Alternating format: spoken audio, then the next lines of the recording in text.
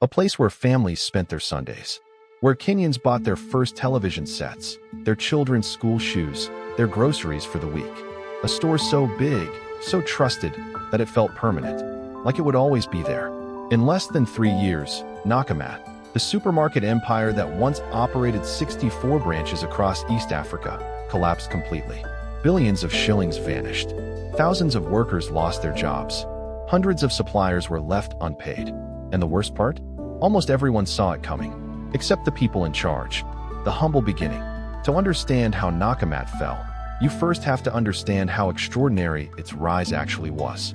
The story starts not in Nairobi, but in Nakuru, a mid-sized Kenyan town about 160 kilometers from the capital. In 1987, a man named Atul Shah opened a small shop called Nakumatt, a name that combined Nakuru with mattress, because that's what the store originally sold. Mattresses, that's where it all began. But Atul Shah had bigger ambitions than selling mattresses in Nakuru. He expanded the product range. He moved to Nairobi. He studied what made retail work, and in 1992, he opened the first proper Nakumatt supermarket on Koinange Street in Nairobi CBD. It was a hit. Kenyans loved it. The store was clean, organized, well-stocked. At a time when the formal retail sector in East Africa was almost non-existent, Nakumatt felt like a glimpse of the future. Through the 1990s and 2000s, Nakumatt became the defining retail brand of East Africa. It expanded into Uganda, Tanzania, Rwanda, and South Sudan. At its peak, it had 64 stores and employed over 10,000 people. Forbes listed Atul Shah among Africa's wealthiest men. International investors were interested. Development banks gave it loans. It seemed unstoppable. For many East Africans, Nakumatt wasn't just a supermarket. It was a symbol of what Africa's rising middle class looked like. Here's where the story starts to turn. By the early 2010s, Nakumatt had a problem that looked like success. It was expanding faster than it could handle. New stores were opening before the old ones were profitable. The company was borrowing heavily to fund this growth, taking on debt from banks, suppliers, and even staff pension funds. And then came a critical mistake. Instead of fixing the foundation, they kept building higher. The first sign that something was deeply wrong came from an unlikely place: the shelves themselves. Suppliers started noticing that Nakumatt was taking longer and longer to pay them. 30 days became 60. 60 became 90. Eventually, some suppliers were waiting 6 months, even a year for payment. When suppliers raised concerns, Nakumatt's management gave reassurances. Promised payments were coming. Blamed cash flow issues on seasonal fluctuations. But internally, the books told a different story. By 2015, Nakumatt owed its suppliers an estimated 18 billion Kenyan shillings. That's roughly 180 million US dollars. For a supermarket chain, that is catastrophic. So why did suppliers keep supplying them? Because Nakumatt was too big to abandon. If they stopped supplying, they'd lose their biggest customer. If they kept supplying, they might eventually get paid. It was a trap, and almost everyone walked right into it. The management chaos. While the supplier crisis was brewing, Nakumatt's management structure was quietly falling apart. The company had been run almost entirely by the Shah family, with very little independent oversight. Senior employees who raised concerns were ignored or pushed out. Audits were delayed. External consultants who flagged problems found their reports buried. A company that was built on the vision of one family was now too large to be controlled by that same family, and they refused to let go. By 2017, the situation had become impossible to hide. Shelves in Nakumatt stores across Nairobi started going empty, not because of a supply chain issue or a national shortage, but because suppliers had finally stopped delivering. They were owed too much money and had waited too long. Shoppers would walk into a Nakumatt and find entire aisles bare. The fresh food section empty. The electronics section gathering dust. Word spread fast on social media. Nakumatt was dying. When the crisis became public, Nakumatt tried to save itself. They brought in administrators. They looked for investors. They approached rivals like Naivas and Tuskys about possible mergers. For a brief moment, there was hope. A South African retail group showed interest. Talks were held.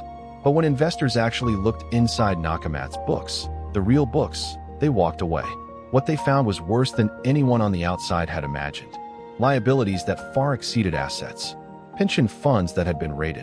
Accounting irregularities that no one could fully explain. Throughout 2017 and into 2018, Nakumatt stores began closing one by one. First the smaller branches, then the flagship stores. Each closure made international business news. Employees showed up to work and found padlocks on the doors. Some hadn't been paid for months. Their pension contributions, money deducted from their salaries every month, had never actually been deposited into their pension funds. The people who had spent their careers building Nakumatt were left with nothing. The three real reasons Nakumatt died. 1. They confused growth with strength. Opening new stores felt like winning, but each new store was burning cash. Real strength in retail comes from profitable stores, not many stores.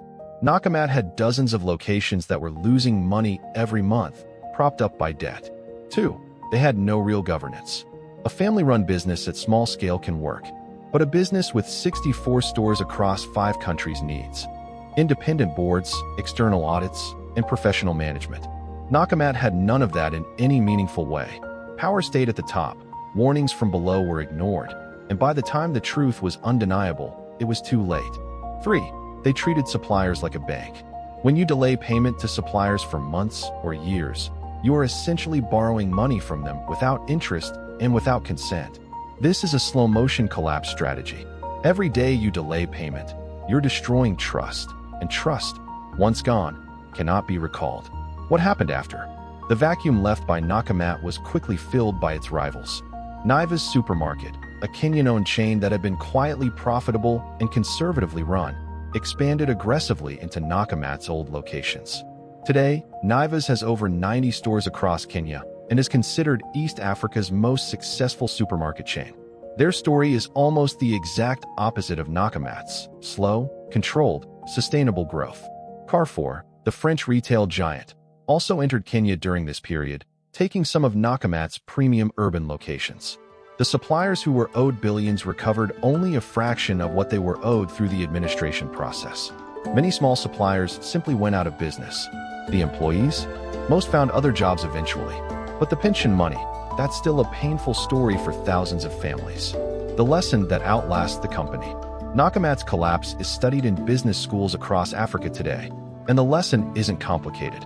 A business can have the best brand, the most locations, the most loyal customers, and still fail completely if the foundation of financial discipline is rotten. Growth without profitability is not success. It's a delayed failure. And when the failure comes, as it always does, it's not just the shareholders who suffer. It's the workers, the suppliers, the communities that built their routines around your business. Nakumatt wasn't just a company. It was part of how East Africa saw itself. And that's what makes its collapse so devastating and so important to remember.